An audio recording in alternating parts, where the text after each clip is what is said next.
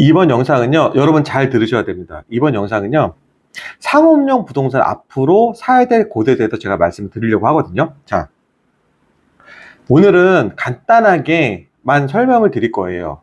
상업용 부동산에 관심이 있는 분들이 가장 고민인 게 뭐냐면, 어느 지역을 사야 될지가 가장 고민이거든요. 왜냐면 저같이도 역시 고민했어요.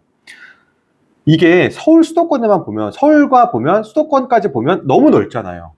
근데 이게 무슨 뭐 우리가 아파트 같은 경우는 어디 사야 되겠다 이게 명확하고 내 생활권이 중요하다 보니까 명확한데, 이게 상업용 부동산은 내가 굳이 그 근처에 없어도 이 좋은 건물만 사면 된다고 생각을 하거든요. 그러다 보니까 어느 지역을 사야 될지가 굉장히 고민이기도 하고, 그리고 중요한 건 뭐냐면 요즘 뉴스 보면 뭐 공실이다, 뭐 요즘 자영업 경기 어렵다 이런 얘기를 너무 많이 하다 보니까 고민이 된단 말이에요.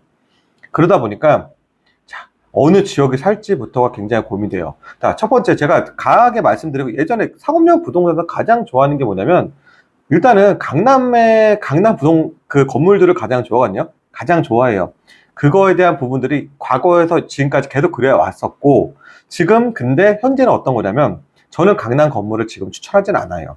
제 의뢰인들한테 절대 강남 건물을 추천하지 않고, 왜냐하면 지금 건물 시장 자체가 굉장히 좀 어떻게 보면은 양극화가 되게 벌어졌거든요. 그러니까 좋은 거 안 좋은 곳들이 너무 벌어졌단 말이에요. 그러니까 그냥 똑같은 동네더라도, 이게 동네 예를 들어볼게요. 여러분은 어떤 동네 좋아하는 선호하는 동네가 있어요. 그 동네를 봤는데 그 동네가 내가 봤던 건물이 2면 3면이에요. 근데 대로변에, 상권 좋은 대로변은 내가 비싸서 엄두가 안 나. 그러니까 같은 동을 쓰는 거잖아요. 같은 동을 쓰니까 2면 3면의 동을 그 건물 사거든요. 근데 거기 상권이 없어. 상권이 없는데도 그 사는 거예요, 여러분들이. 그렇게 사면 절대 안 된다는 거죠. 그런 취지에서 제가 말씀을 드리는 거예요. 강남에서도 아주 좋은 핵심 지역들은 너무 비싸단 말이에요. 근데 제 영상을 보는 분들은 뭐 소형 건물이라든지 아니면은 자기가 그 막 대형 막 몇백억짜리 건물을 사시는 분들이 많이 없을 거라는 가정하에서 제가 말씀을 드리는 거고, 물론 평당 5억 이상 되는 건물들을 봤을 때는 강남 건물들을 저는 100% 추천해요. 저는 그 정도 급이면은 그 정도를 추천하고, 대로변에 아주 좋은 거를 추천드리겠지만, 그게 아니고 평당 막 1억 초반대, 1억 중반대에 2면 3면 막 골목 안에 있는 건물들 절대 사지 말라고 제가 말씀을 드리는 거예요. 왜냐면 상권이 없어요. 그리고 제가 항상 누차 얘기하는 건데, 앞으로 시장 자체가 소형 오피스 상권들은 그냥 다 이제는 수요가 줄어들 거거든요. 수요가 없단 말이에요. 왜냐하면 여러분 잘 아시겠지만 AI 시대가 막 발전하면서 직원 수가 점점 줄어들어요. 그럼 예전에는 내가 사업을 하는 사람이더라도 소형 오피스는 필요했어요. 직원이 일할 공간이 필요했잖아요. 지금 어떻게 되냐? 직원 안 쓰고요. 프리랜서 쓰고요. 정말 필요하면 프리랜서 쓰고요. 아르바이트 쓰고요. 건배건을 받고, 그리고 다 AI로 내가 1인 작업을 다 할 수가 있어요. 그럼 1인 작업을 하는데 사무실 필요할까요? 필요하지 않아요. 사업자 등록증 그냥 집에다 내면 되고요. 내가 거기서 사업을 컴퓨터 한 대만 있으면 되는 거고요. 그 요즘에 공유 오피스 얼마 잘 돼 있습니까? 내가 이용할 수 있는 임차 기간이 1년, 2년, 부담스럽게 내가 어떻게 될지 모르는데 1년, 2년, 그게 아니고요. 내가 쓰고 싶은 만큼만 공유 오피스, 쾌적하게 공유 오피스 가서 쓴단 말이에요, 요즘 사람들이. 시대 흐름이 변한 거를 감지해야 돼요, 여러분. 그럼 내가 상업용 건물에서 어떤 건물을 선택해야 되느냐, 어떤 게 플러스 알파가 되느냐, 이걸 보셔야 될 거 아니에요. 자, 지금은요, 우리 내수 경기는 굉장히 안 좋아요. 제가 초반에도 말씀드렸지만 이 양가가 굉장히 심해지면서 사람이 몰리는 곳만 몰리거든요. 거기가 대표적인 거 어딥니까? 하풀. 성수잖아요, 성수. 지금 성수가 사람들 계속 몰리고 있잖아요. 옛날에 가로수길 사람 있습니까? 세로수길 옛날보다 사람 완전히 없단 말이에요. 하풀이 넘어가고 트렌드가 바뀌는 거란 말이에요. 그렇게 생각을 해보면 우리가 사람이 앞으로 더 모일 곳을 찾아야 되는 거잖아요. 근데 이 내수라는 거는요, 정해진 사람들이 있기 때문에 이 사람들이 돌고 이동을 하는 거지 플러스 알파가 없단 말이에요. 그래서 저는 상업용 부동산에서 우리 내수인들도 모여야 되는 곳이지만 플러스 알파로 뭘 강조하냐면 바로 그겁니다. 관광객들이에요, 관광객. 미래 시대는요, 지금 여러분도 잘 아실 거예요. 여러분 해외여행 많이 다니실 거 아니에요. 여행도 많이 다니시잖아요. 그리고 예전에 국내 여행 갔던 거를 지금은 조금 돈을 모아서라도 해외여행 가죠. 해외여행이 그리 비싸지가 않아요. 우리가 예전엔 돈 있는 사람들이 해외여행 많이 간다고 하지만 지금 해외여행 절대 그렇지 않죠. 우리가 숙박 어플을 통해 가지고 가장 싼 거에 대한 걸 숙박을 끊고 비행기도 최저가로 끊으려고 하고, 그리고 식당 같은 데 럭셔리하게 막 그런 데가 아닌 게 아니고 현지인들 식당 가면서 돈을 아낀단 말이에요. 그래서 해외여행 자체가 옛날보다 진입장벽이 완전히 나눠지고 그냥 하나의 문화 트렌드로 바뀌어버렸단 말이에요. 그럼 어떨까요? 우리나라에서 외국인들 그렇게 온단 말이에요. 외국인들이 우리나라에 예적으로 가서 무슨 큰 대형 호텔 가가지고 묻으면서 호캉스 하는 게 아니고, 지금은 그냥 이 사람들도 호스텔을 아주 그냥 저렴한 호텔을 찾아가지고 그래가지고 호스텔도 인기가 많아진 거잖아요. 근데 찾아가지고 저렴한 숙박비로 가고 본인이 느낄 수 있는 현지를 간단 말이에요. 그래서 그 우리나라가 느끼는 거 똑같이 그 사람들 느낀단 말이에요. 그 대표적인 곳들이 플러스 알파가 되는 상업용 부동산 키포인트라고 제가 말씀드리는 거예요. 그래서 제가 그 키포인트 되는 곳을 딱 세 곳을 제가 딱 꼽았거든요. 첫 번째 어디냐면 중구에 중구에 뭐가 있습니까, 여러분? 중구의 대표적인 곳, 명동 있잖아요, 명동. 자, 명동이 한때 막 죽었었죠. 코로나 생겨도 죽었고, 그 전에 막 그 중국에 대해서 막 그 관계가 안 좋아지기 시작하면서, 왜 중국이 정말 얼마나 그 우리나라에서 가장 비싼 그 명동 땅이 완전히 지금 망하고 그랬거든요. 근데 지금 가보시면 어때요? 사람들 많아요. 외국인 관광객들이 넘쳐납니다, 여러분. 지금. 명동이 그렇게 바뀐 거예요. 그러면 이 명동이라는 것이 다시 이제 회복을 했단 말이에요. 이 이유가 근본적인 목적은 관광객 때문에 그런 거거든요. 관광객이 많이 몰리다 보니까 이 브랜드들도 그 상업용 건물 갖고 있는 사람들도 그 브랜드들이 많이 진입할 거 아니에요. 다시 예? 외국적으로 글로벌적으로 알려야 되는 이런 브랜드들이 얼마나 많습니까? 예? 다시 상업용 가치가 오르는 거예요. 이렇게. 그럼 중구에는 뭐가 있습니까? 남대문 시장도 있죠. 그렇죠? 관광객들이 모일 수 있는 곳들에 대한 인근에 어떤 트렌드가 있는지를 잘 봐야 되는 거예요. 이렇게 을지로, 서울역 근처.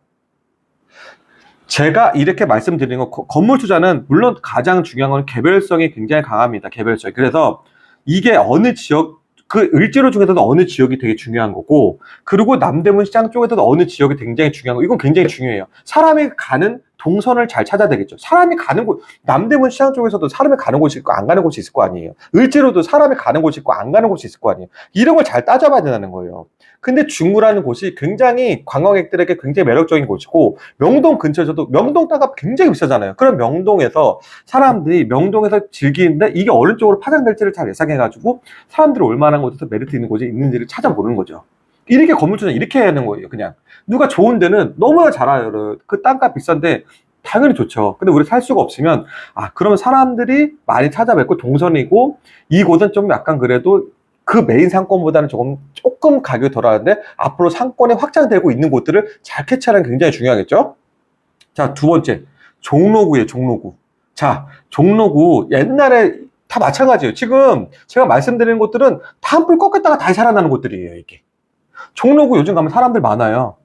사람 많습니다. 자, 그럼 관광객들이 많았다는 거거든요, 이게. 내수인들도 많아지고. 왜냐면 내수인들은요, 예전에 이제 그 을지로라든지 그 종로에 광화문 쪽에 있던 사람들이 일 끝나고 뭐 저녁을 먹거나 술을 먹거나 그런 사람들 있잖아요. 물론 옛날만큼 회식 문화가 많이 없었다고 하지만 그래도 아직 많습니다, 아직도. 왜냐면 그 사람들이 술을 먹고 뭐 할 때는 있어야 되거든요. 근데 솔직히 광화문 이쪽은 별로 먹을 데가 없어요. 종로 쪽으로 나와야 되거든요. 그러면 종로가 지금 가면은요, 종로 가면은 술 먹는 그런 먹자골목이나 이런 술 많은 타운 가면 거기 공실 없어요. 제가 종로구를 여러분한테 추천해보니까 종로의 대로변들도 옛날에 비해서 완전히 공실이 많이 채워지긴 했지만 그래도 공실 좀 있거든요. 근데 옛날에 저는요, 상업용보다도 오래 봤잖아요. 중요한 건 뭐냐, 공실이 채워지나 안 채워지나가 중요한 거고 공실이 늘어나나 안 늘어나나 중요한 거예요. 근데 대로변도 공실이 지금 많이 채워지고 있고 그리고 진짜 일 많이 채워졌어요. 공실 별로 없어요. 제 기준에 별로 없거든요, 지금. 근데 안쪽 보면은요, 그 먹자 상권 많은데 거기는 이미 공실 아예 없습니다, 거기는. 상권 아주 좋아졌어요. 사람도 많고요. 저녁 때 가면은 술 먹는 사람도 많아졌어요. 상권이 이미 회복됐어요. 그리고 종로구에 뭐가 있습니까? 종로구는 장점이 뭐냐면 명동과 종로, 경복궁 그쪽을 인사동 연결시켜주는 딱 브릿지란 말이에요. 사람들이 충분히 걸어서 이동할 수 있는 거리거든요. 거기가 근접할 수 있는 거리가 멀지 않단 말이에요. 경복궁도 있죠, 종로가. 익선동도 있죠, 북촌도 있죠. 북촌 한옥마을 있죠. 익선동 한옥마을도 있죠. 얼마나 좋습니까, 지금. 종로구가 너무 좋은데, 종로구는 또 일반 상업지라는 땅의 크기도 엄청나게 많아요. 땅의 용도 지역도 굉장히 좋아요, 종로구가. 그래서 저는 종로구를 너무 강추하는 지역 중에 하나고, 앞으로 미래도 저는 이제는 강남보다는 강북 쪽이 훨씬 더 메리트가 있을 거예요. 왜냐면 원래도 강북이 좋았었는데 강남이 이제 도시 개발을 한 거잖아요, 이제. 그래서 뭐 학군지도 많이 옮기기도 해가지고 강남이 많이 떴는데, 이제 우리 사람들이 좋은 것들은 너무 식상해요, 이제. 레트로가 굉장히 중요하거든요. 그 레트로 감성이 많은 곳들이 강북에 다 있어요, 여기. 자, 세 번째 어디냐면, 마포구예요, 마포. 근데 마포구는 홍대 연남동인데, 딱 이제 홍대 입구역을 말하는 거예요. 제가 말한 홍대 입구역인데, 홍대 입구역도 너무 지금 과밀화가 되어 있어요, 솔직히. 그래서 홍대는 솔직히 투자를 잘해야 돼요. 디테일하면 좀 필요해요. 사람은 많지만, 이게 홍대가 뭐냐면, 사람은 많은데, 자, 명동이랑 종로구랑 홍대랑 이게 차이점 뭐냐면, 명동랑 종로구에 돈 쓸 사람들이 훨씬 많아요. 홍대는, 그러니까 MZ들, 그러니까 돈을 여러 개 좀 작은 애들이 좀, 아이들이 좀 많단 말이에요. 그러니까 객단가가 좀 달라요, 이쪽이랑. 그러다 보니까 홍대는 사람은 많아 보이지만 실제로 굉장히 이 손바뀜도 많이 나요. 장사가 안 되는 것도 굉장히 많아요, 이게. 애들이 보고 많은데 실제로 돈은 지출하지 않단 말이에요. 예전에 초반에 성수가 그랬거든요.